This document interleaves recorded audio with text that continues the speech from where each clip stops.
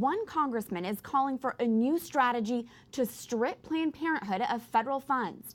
While Congress did not defund America's largest abortion provider through reconciliation last year, one congressman is focusing on a new opportunity to remove tax dollars from Planned Parenthood.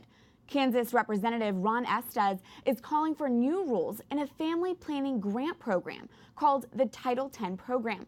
The Title X family planning program is Planned Parenthood's second largest federal source of funding. Estes is calling on the Trump administration to finally stop using these funds to essentially underwrite Planned Parenthood. We are joined now by Representative Ron Estes of Kansas from Capitol Hill. Congressman, what exactly do you want to see changed in the Title X program? Well, the biggest thing that we sent the letter to the Secretary Azar about is how do we make sure that we block this funding for abortion? So basically the program, the Title X funding, it focuses on allowing healthcare providers to provide abortion based on the current regulations that are in place. Now, that's really opposition of what the statute says. It's been proven back during the Reagan administration that, and held up by the Supreme Court, that this is the wrong way to do it, but it was implemented that way by the Clinton administration and continued to be followed by the Obama administration.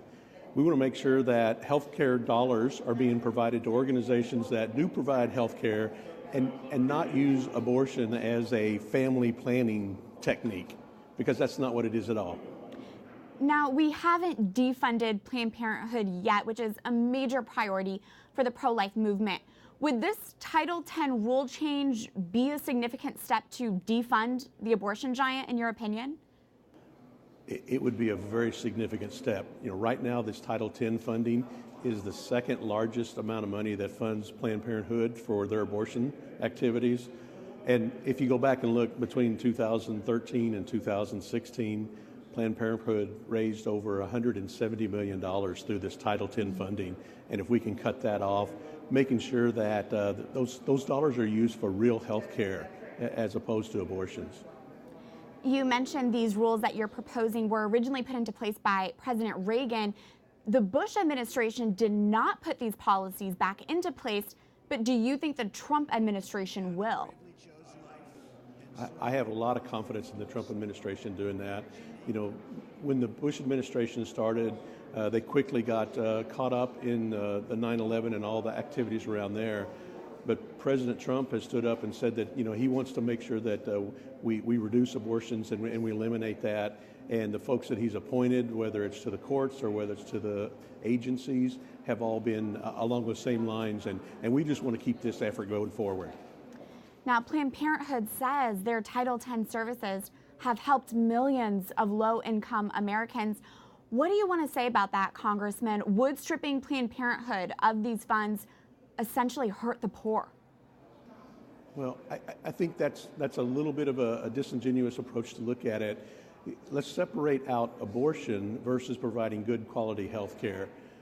There's a lot of good organizations, good medical centers that can provide health care, and we want to make sure those Title X dollars go to support that and support the poor in their needs, but not necessarily target funding abortion. Congressman, prior to your role as a U.S. representative for Kansas, you were the state's treasurer. It seems you have a special focus on finances. Why is following the abortion money trail so important for the pro-life movement?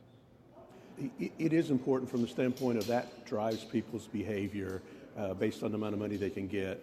And we've seen so many unseemly things done in the quest to chasing this money. And we're going to focus on making sure that money's used the way it's been legislatively directed to be used and make sure that the programs work the way we want them to provide good quality health care. Representative Ron Estes of Kansas, thank you for your time. Thank you.